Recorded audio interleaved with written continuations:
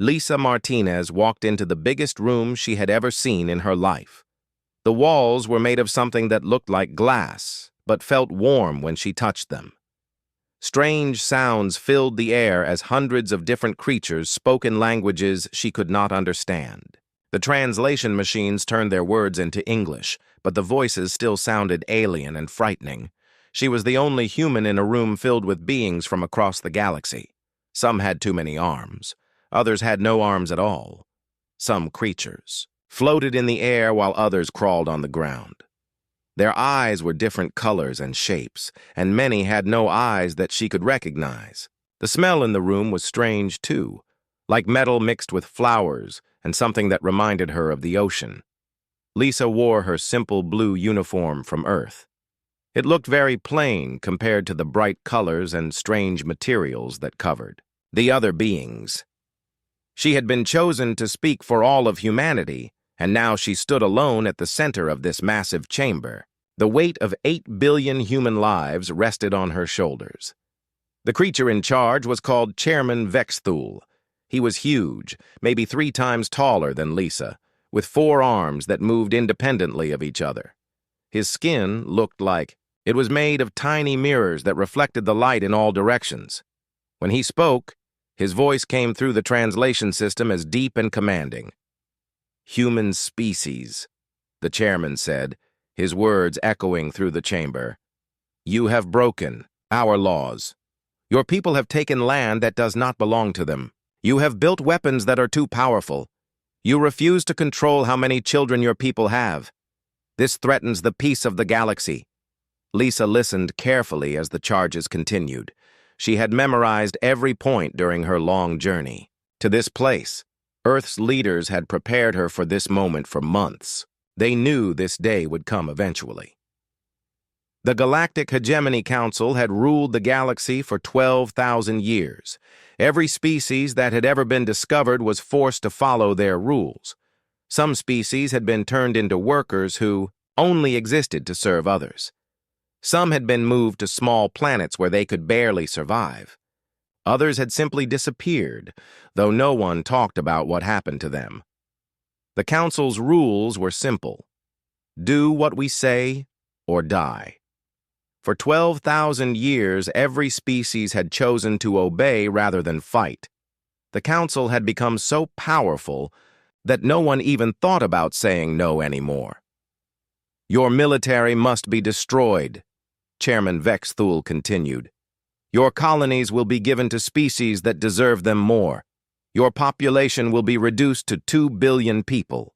The rest will be relocated to work camps where they can serve the galaxy in useful ways." Lisa felt anger rising in her chest, but she kept her face calm. She had been a fighter pilot before becoming a diplomat, and she knew how to control her emotions under pressure. The chairman was not finished speaking.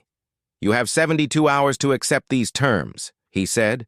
"If you refuse, your entire species will be eliminated. This is not a threat. This is a promise. The Council has removed many species that refuse to cooperate. Yours will simply be another name on a very long list." The chamber became completely silent. Even the translation machines seemed to hold their breath as every creature waited to hear humanity's response.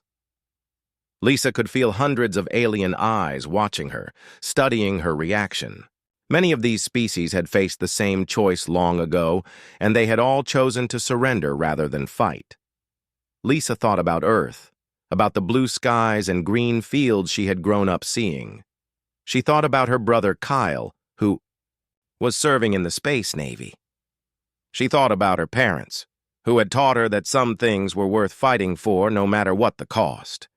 She thought about the children playing in parks across human space, unaware that their future was being decided in this cold, alien place.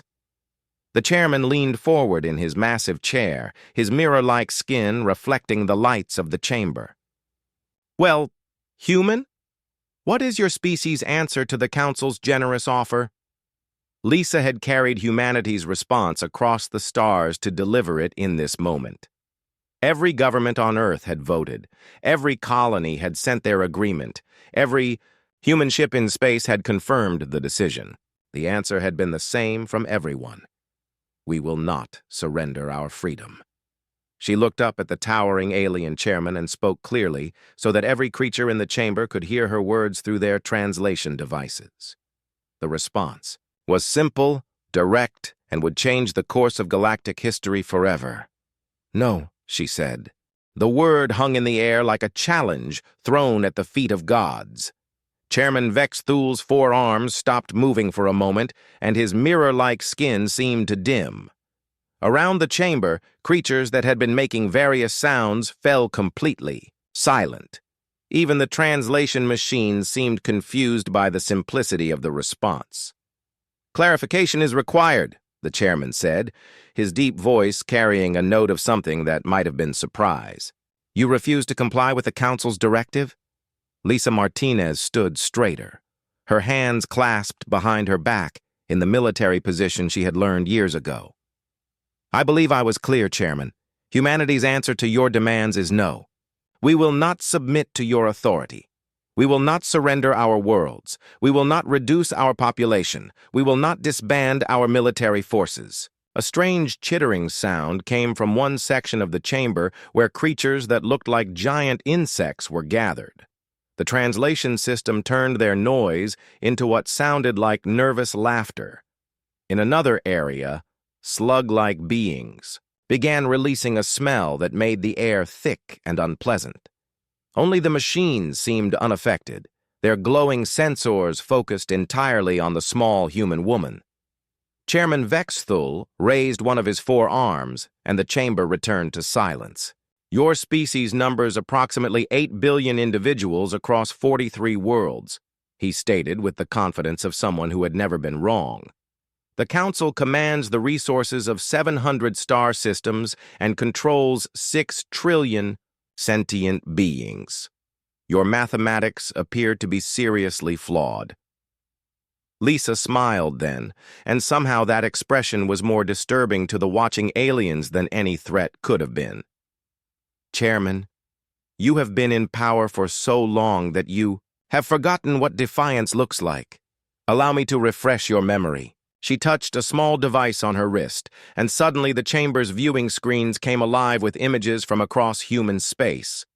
The aliens watched in growing alarm as peaceful farming worlds revealed hidden weapons factories, space stations, that had appeared to be simple mining operations opened up to show massive gun batteries. Merchant ships that had been traveling trade routes for decades suddenly shed fake outer hulls to reveal sleek warship designs underneath. "You see," Lisa continued as shocked murmurs filled the chamber, "humans have been fighting each other for thousands of years before we ever left our home world. We became very good at war during that time. We learned every trick, every strategy, every way to turn peaceful tools into deadly weapons. And then we learned something even more dangerous. We learned how to work together." The images on the screens showed the true scope of human preparation. Battle stations coming online around Earth that had been disguised as communication satellites. Colony worlds where every building had been designed to convert quickly from civilian use to military production. Generation ships that had been traveling to distant stars while secretly carrying enough weapons to arm entire fleets. Chairman Vex Thul's skin began to flicker more rapidly, a sign that other species recognized as deep agitation. "This intelligence is incorrect," he declared. "Our surveillance networks monitor all species constantly. We would have detected such preparations." "Your surveillance networks have been feeding you exactly what we wanted you to see for 30 years, Lisa replied calmly. "Every report, every scan, every piece of data you collected about humanity was carefully prepared by our intelligence services. You think our population is 8 billion, but the real number is over 27 billion spread across colonies and ships you never knew existed. You think we have 200 military vessels, but we actually have more than 2,000, with new ones being completed every day." The chamber erupted in noise as hundreds of species began talking at once. Some sounded frightened, others angry, and a few seemed almost excited by this unexpected development. The Council had not faced real resistance in so long that many of the younger species had never seen what it looked like. Lisa continued speaking over the noise. For generations, humanity has been preparing for this day. We knew that eventually, you would come for us the way you came for everyone else. We studied how you operate, how you think, how you maintain control over the galaxy, and we learned that your greatest weakness is your belief that no one would ever dare to fight back. Chairman, Vexthul slammed one of his massive fists onto his chair, creating a sound like thunder that echoed through the chamber. "Silence!" he roared, and every creature immediately stopped talking. "You dare to threaten the Council with your primitive species? We have eliminated civilizations far more advanced than yours. We have turned entire star systems into lifeless rocks. What makes you think your small rebellion will succeed where countless others have failed?" Lisa looked around the chamber at all the species that had surrendered their freedom long ago. She saw fear in their eyes, but also something else. A tiny spark of hope that they had thought was dead forever. "Because," she said quietly, her voice carrying clearly through the chamber's translation system, "we are not fighting for conquest or dominance or revenge. We are fighting for something you have forgotten exists, the right to be free. And once that idea starts spreading, Chairman, it becomes very hard to stop." The alien leader's skin flashed bright red, a color that meant extreme anger in his species. "Very well, human. If your species chooses extinction over wisdom, then extinction you shall have. This council meeting is ended. Prepare your worlds for war." 3 days after Lisa Martinez delivered humanity's defiant response to the Galactic Council, Admiral Jake Connor stood in the command center buried deep beneath the surface of Luna. Around him, dozens of screens showed the largest military mobilization in human history as ships, soldiers, and weapons moved into position across 43 star systems. The room hummed with activity as officers coordinated defensive preparations that had been planned for decades. Every person in the command center knew that the next few months would determine whether humanity survived as a free species or joined the countless others that had been crushed under the Council's rule. Captain Ryan Blake's voice crackled through the communication system from the outer colonies. "Mars shipyards are operating at maximum capacity, Admiral. The agricultural domes on Kepler 442b have opened their hidden sections and are now producing one heavy cruiser every 6 days. Construction schedules are ahead of projections across all sites." Jake nodded grimly as he studied the deployment reports flowing across his screens. The deception had been carefully maintained for 3 decades, ever since humanity's first contact with the Council's survey ships. While appearing to comply with basic galactic laws, human engineers had been secretly preparing for this inevitable confrontation. Dr. Helen Price, the head of human intelligence operations, approached the Admiral's station with a satisfied expression. "The false data streams worked perfectly, sir. Council surveillance believed our population was limited to the 43 registered worlds, but our actual settlements number over 200. They counted our military vessels based on the ships we allowed them to see, but our real fleet includes over 1,000 vessels that were built in hidden shipyards." The intelligence deception had been humanity's greatest achievement. Every merchant ship that traveled Council trade routes carried sensors that mapped alien military positions and capabilities. Every human diplomat or trader who visited alien worlds gathered information about Council weaknesses and tactical preferences. Over 30 years, humanity had built the most complete intelligence picture of galactic military forces that had ever existed. Commander Beth Nelson reported from the deep space monitoring stations that ringed human territory. "Council forces are mobilizing, Admiral. Long-range sensors show major fleet movements from their 7th and 3rd Naval Groups. Initial estimates suggest they are assembling over 3,000 warships for their response." Jake studied the tactical displays showing enemy fleet positions and felt the familiar cold sensation in his stomach that had once accompanied him into combat as a young pilot. Even with all their preparations and hidden advantages, humanity was still facing overwhelming odds. The Council commanded resources that dwarfed anything humans could assemble. "Execute Operation Prometheus," Jake ordered, his voice carrying, to every command station in the chamber.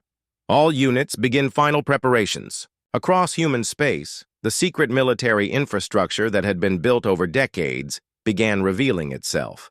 Mining asteroids that had appeared to be simple resource extraction operations opened concealed weapon bays. Space habitats that had seemed like peaceful civilian communities activated defensive systems that could destroy capital ships. Even the seemingly helpless farming colonies began deploying military equipment that had been disguised as agricultural machinery. The centerpiece of human defensive strategy was not their hidden ships or secret weapons, but their understanding of how the Council operated. For 12,000 years, the aliens had maintained control through overwhelming displays of force that convinced resistance movements to surrender before fighting began. They had grown accustomed to species that would rather live as slaves than die as free beings. Lieutenant Colonel Amy Foster coordinated ground-based defenses from her position on Earth. Planetary defense grids are online across all major worlds. The Council's usual strategy is orbital bombardment, followed by ground invasion with superior numbers. They have never faced an enemy that was actually prepared for their tactics. The Council's greatest weakness was their own success. They had not fought a real war in thousands of years, only conducted what amounted to police actions against helpless opponents. Their ships were designed for intimidation rather than combat. Efficiency. Their tactics had not evolved because they had never needed to adapt to effective resistance. Dr. Charles Wright, the chief scientist behind many of humanity's technological advances, provided updates on the new weapon systems that would soon face their first test in battle. The kinetic bombardment platforms are fully operational. Council shields are designed to stop energy weapons, but they have serious weaknesses against high-velocity projectile attacks. Our computer simulations suggest we can achieve penetration rates above 60%.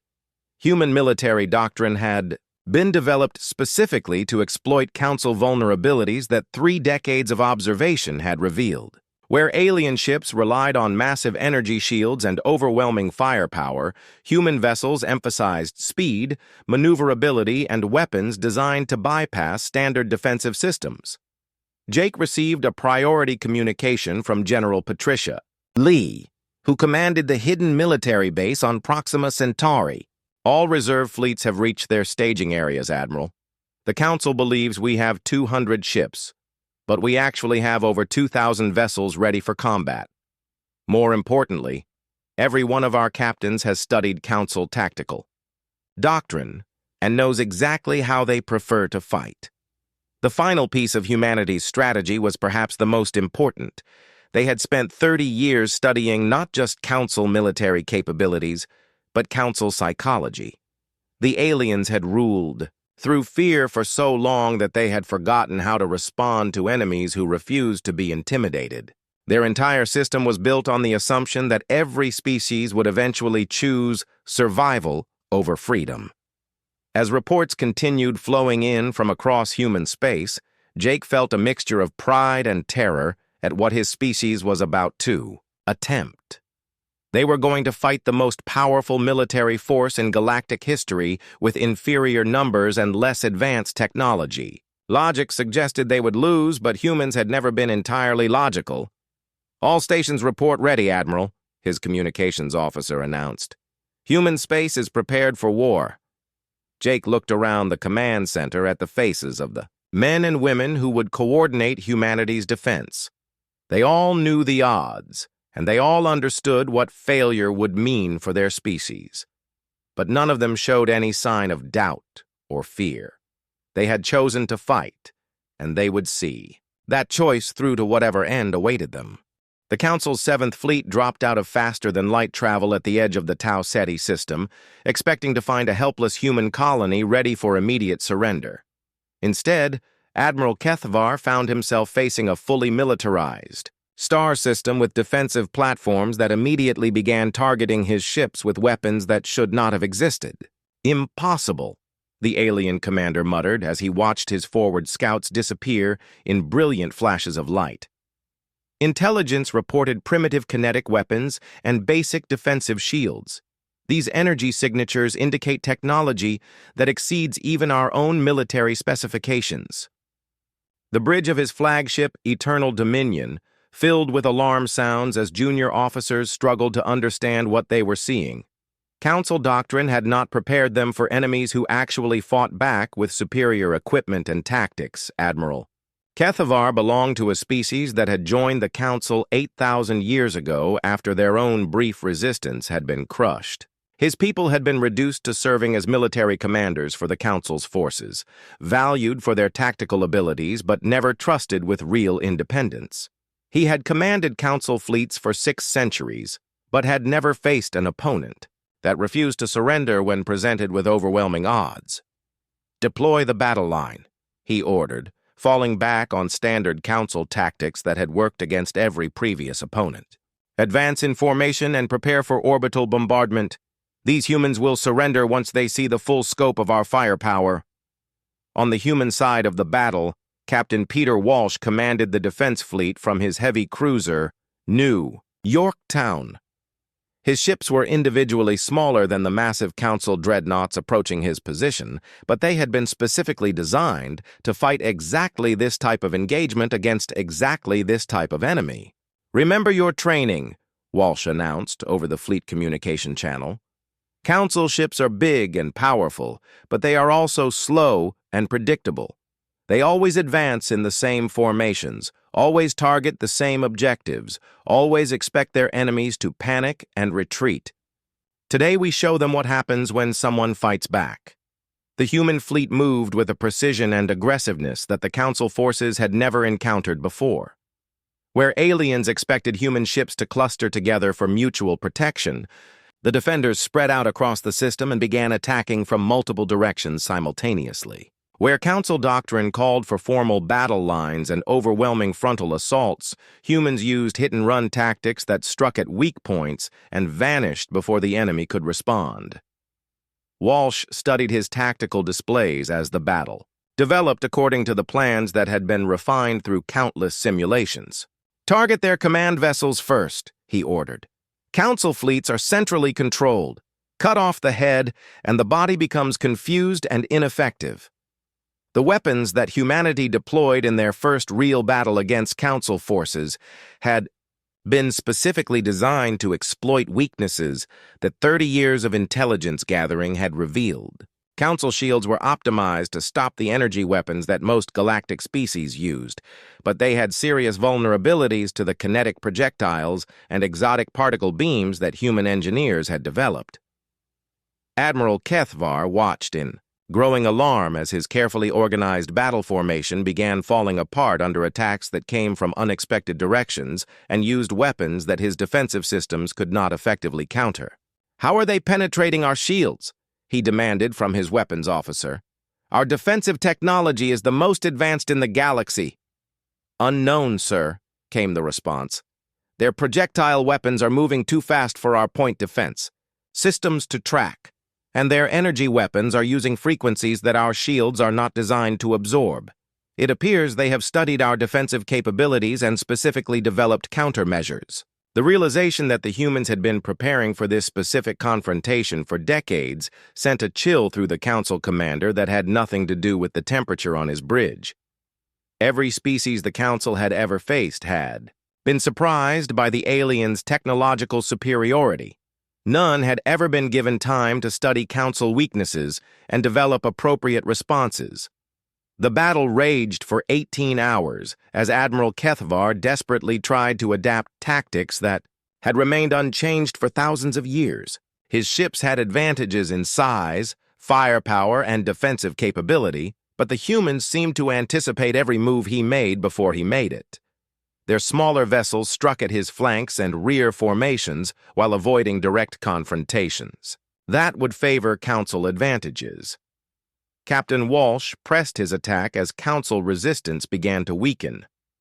"They are fighting the way they always fight," he reported to Admiral Connor on Luna. "Same formations, same tactics, same assumptions. about how space battles should develop. They have been successful for so long that they have forgotten how to adapt when their standard methods fail. The turning point came when a concentrated human attack managed to penetrate the defenses around Admiral Kethvar's flagship. The Eternal Dominion had been designed to intimidate enemies into surrender rather than survive determined attacks from prepared opponents. When human kinetic weapons breached its main reactor shielding, the massive vessel suffered a catastrophic core explosion that could be seen across the entire system. With their command ship destroyed and their battle formation in chaos, the remaining Council forces finally did something that had not happened in over 1,000 years. They retreated from a battlefield in defeat. The surviving alien ships fled the Tau Ceti system in complete disorder, leaving behind wreckage that represented the most significant military defeat in Council history. Peter Walsh stood on the bridge of his battered cruiser and watched the enemy fleet disappear into faster-than-light travel. Around him, his crew began damage assessment and casualty reports, but the captain's attention was focused on the larger implications of what had just occurred. The message that would go out across the galaxy was simple but revolutionary. The mighty Galactic Council could be defeated in battle by an enemy that refused to surrender. For the first time in 12,000 years, the aliens had been forced to retreat by an opponent that fought back effectively. Human losses had been significant, with 6 ships destroyed and over 2,000 casualties, but they had proven something that every oppressed species in the galaxy needed to know. The Council was not invincible when faced with determined resistance and proper preparation. The war for galactic freedom had begun with humanity's victory, but Captain Walsh knew this was only the first battle in what would be a much longer and more difficult conflict. 6 months after the first battle at Tau Ceti, the war had spread across 17 star systems, and the galaxy watched in growing amazement as human forces continued to hold their ground against the full military might of the Galactic Council. What had begun as a simple punishment operation had become a full-scale war that threatened the very foundations of 12,000 years of alien rule. General Susan Clark commanded human ground operations from her headquarters on the fortress, world of New Geneva, a planet that had been secretly converted from a peaceful farming colony into one of the most heavily defended military bases in known space. The reports flowing across her desk would have seemed impossible a year earlier. Council forces are withdrawing from the Proxima sector, reported Colonel Dan Murphy, her intelligence chief. Their client species are beginning to question direct orders for the first time in recorded history. Some are even refusing to deploy additional military forces to support Council operations. The secret to human success was not just their hidden military strength or superior tactics, though both played important roles. The real advantage was something the Council had never encountered in 12,000 years of galactic dominance. A species that fought not for conquest or territorial expansion, but for the simple right to exist as they chose to live. This gave human forces a resilience that completely baffled their enemies. Council species fought because they were ordered to fight, with the understanding that surrender was always an acceptable option when the costs became too high. Humans fought because they believed their cause was worth dying for, and this made them unpredictable and dangerous in ways the aliens could not comprehend. Admiral Kyle Martinez, Lisa's younger brother, commanded the human deep strike forces that had begun hitting Council supply lines and command centers throughout the outer rim territories. His ships moved through space like ghosts, appearing without warning to destroy strategic targets before vanishing again into the darkness between stars. The beauty of their system, Kyle explained during a strategy meeting with his senior captains, is that it was designed for control and administration, not for actual warfare. They have become so accustomed to ruling through fear and overwhelming displays of force that they have forgotten the basic principles of military strategy and logistics. The Council's greatest weakness was their own success. For thousands of years, they had faced only token resistance from species that surrendered quickly rather than endure prolonged conflicts. Their military doctrine had not evolved because it had never needed to adapt to enemies who actually fought back with determination and skill. The war's turning point came during the massive battle at Wolf 359, when a council armada of 5,000 ships arrived to crush what their commanders still called the Human Rebellion once and for all. Instead of finding isolated human forces, they discovered something that had not existed in the galaxy for millennia. A military alliance of free species working together against their common oppressor. Ships from 17 different species joined. The human defense fleet in the largest space battle in galactic history. The Rigelian Confederacy revealed weapons caches that they had been hiding for 800 years. The Andromedan Republic emerged from apparent extinction to reclaim their lost worlds with fleets that had been secretly built in hidden shipyards. Even some of the Council's own member species began switching sides in the middle of combat. Captain Linda Brown commanded one of the human battle groups during the Wolf 359 engagement, fighting alongside alien allies that included former enemies, who had served the Council for centuries. "It is amazing," she reported to Admiral Connor during a brief communication break. "These species have been enslaved for so long that many of them had forgotten they ever had their own cultures and traditions. Now they are remembering what it means to fight for something other than simple survival." The galaxy was slowly learning that humanity's greatest weapon was not their advanced technology or innovative tactics, though both were formidable. Their most dangerous characteristic was their absolute refusal to accept that freedom was impossible, and this belief was proving to be highly contagious among species that had given up hope long ago. Dr. Marcus Taylor, the scientist who led human efforts to share advanced technology with their new allies, worked frantically to upgrade alien ships and weapon systems for the growing resistance movement. The Council maintained control by keeping client species at different technology levels, he explained. They made sure that no one group had access to the tools they would need for effective resistance. We are changing that situation very rapidly. The liberation of entire star systems began accelerating as more species joined the growing alliance against Council rule. Worlds that had been strip-mined for resources suddenly revealed hidden populations that had survived in underground cities. Species that had been declared extinct emerged from secret colonies in remote systems. The galaxy was full of beings who had been waiting for someone to prove that resistance was possible. Chairman Vexthul himself took personal command of Council military operations as the scope of the rebellion expanded beyond anything their leaders had imagined possible. From his command ship in the Galactic Core region, he issued increasingly desperate orders to military commanders who were struggling to contain a revolution that seemed to grow stronger with each passing day. "This human contamination must be stopped," he declared during an emergency council session. "Their ideas about freedom and independence are spreading to species that have been loyal to our authority for thousands of years. If we cannot crush this rebellion quickly, our entire system of galactic governance will collapse." But the chairman's attempts to restore order were failing because the Council had made a fundamental miscalculation about human nature.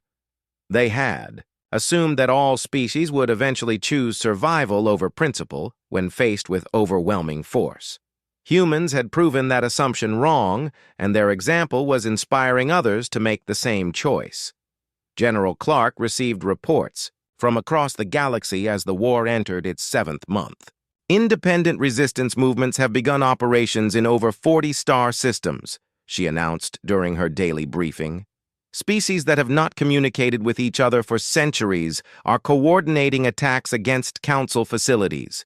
The rebellion is becoming self-sustaining. The tide had turned decisively against 12,000 years of alien rule, and everyone in the galaxy knew it. The question was no longer whether the Council could crush the human rebellion, but whether the galactic government could survive the revolution that humanity had started with a single word: no. 1 year after Ambassador Lisa Martinez spoke that single word of defiance in the Council chamber, she stood once again in a great hall filled with representatives from across the galaxy. But this time, the meeting was taking place on Luna, in a building that humans had constructed specifically for this historic occasion. Every being present had chosen to attend freely, not because they had been commanded to appear. The Galactic Hegemony Council was finished. In its place, delegates from over 200 species had gathered to draft the charter for what they called the Free Worlds Alliance. The former chairman Vex Thul sat in a section reserved for representatives of species that had once served the council, but had chosen cooperation over continued resistance. Captain Alan Foster, representing the United Human Military Forces, delivered the preliminary casualty reports from the year-long war that had transformed galactic civilization. Human losses totaled just over 3 million killed across all fronts and operations, he announced to the assembled delegates. But the galaxy has been freed from 12,000 years of enforced control and artificial limitations on development. The cost had been enormous for humanity, but the results justified every sacrifice that had been made. Hundreds of species that had lived as slaves or subjects were now free to determine their own futures. Thousands of worlds that had been stripped of resources were being restored by their original inhabitants. The galaxy was experiencing a renaissance of culture and technology that had been suppressed for millennia. Lisa addressed the assembly from the same podium where she had once delivered. Humanity's refusal to surrender. The question we face now is what we build to replace what we have torn down. The Council ruled through fear and overwhelming force applied without mercy. We propose something completely different: voluntary cooperation, mutual defense agreements, and the absolute right of every species to determine its own path forward. The principle was simple but revolutionary. Instead of forcing compliance through superior military power, the new alliance would operate through agreements that any member could leave at any time. Instead of restricting technological development, to maintain control, advancement would be shared freely among all participants. Instead of limiting population growth and territorial expansion, species would be free to grow and explore according to their own desires and capabilities. Dr. Emma Rodriguez, the brilliant scientist who had led the development of many breakthrough technologies during the war, presented the Alliance's first major initiative to the gathered delegates. We propose a joint research program that will share all technological advancement freely among member species. No more artificial restrictions on development. No more limitations on expansion or population growth. We advance together, or we advance separately, but we advance as free beings. The implications were staggering. For 12,000 years, the Council had maintained control by keeping different species at carefully managed technology levels. Advanced weapons, faster-than-light travel, medical breakthroughs, and industrial capabilities had been distributed, according to loyalty and usefulness to the galactic government. Now, all of that knowledge would be available to anyone who wanted to learn and contribute. Former Chairman Vex Thul requested permission to address the assembly, and Lisa granted his request with some curiosity about what the fallen alien leader might say. The massive creature stood slowly, his mirror-like skin reflecting the lights of the chamber as he spoke through the translation system. For 12,000 years, my species and others like us believed that order could only be maintained through absolute control, he said, his voice carrying none of the arrogance that had once characterized his pronouncements. We thought that freedom led inevitably to chaos and conflict. We were wrong, and the cost of our error was the suppression of countless civilizations that might have contributed wonders to galactic society. The vote to establish the alliance was unanimous among all attending species, with the former council members choosing to abstain rather than oppose the new order. As delegates began the complex work of drafting agreements and establishing procedures for their unprecedented experiment in galactic democracy, Lisa reflected on the journey that had brought them to this moment.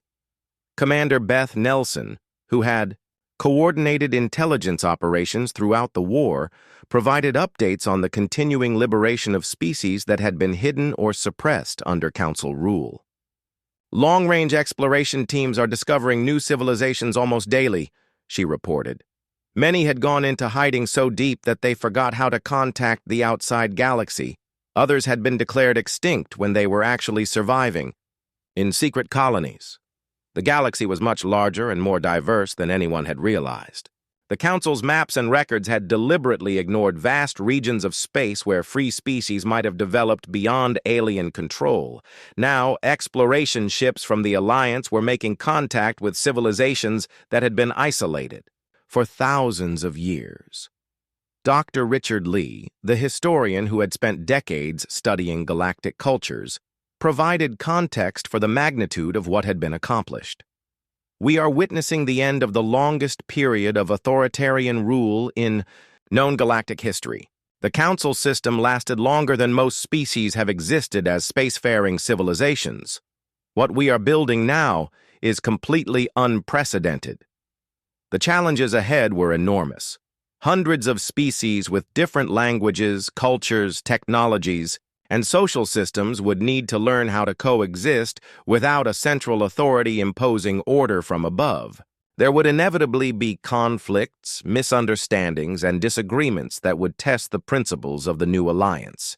But for the first time in 12,000 years, those challenges would be faced by free beings making their own choices, rather than subjects following orders from distant masters. The future was uncertain and potentially dangerous, but it belonged to those who would live it, rather than those who sought to control it. Lisa Martinez looked around the chamber at delegates from species that had never been allowed to speak for themselves before this moment.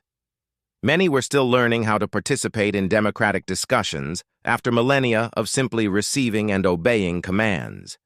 Others were struggling with concepts like voluntary cooperation and mutual benefit that had been forbidden under Council rule. The transformation would take generations to complete, but it had begun with humanity's simple refusal to accept that freedom was impossible. That single word had sparked a revolution that changed the fundamental nature of galactic civilization, proving that sometimes the most powerful force in the universe is the willingness to say no to tyranny regardless of the consequences.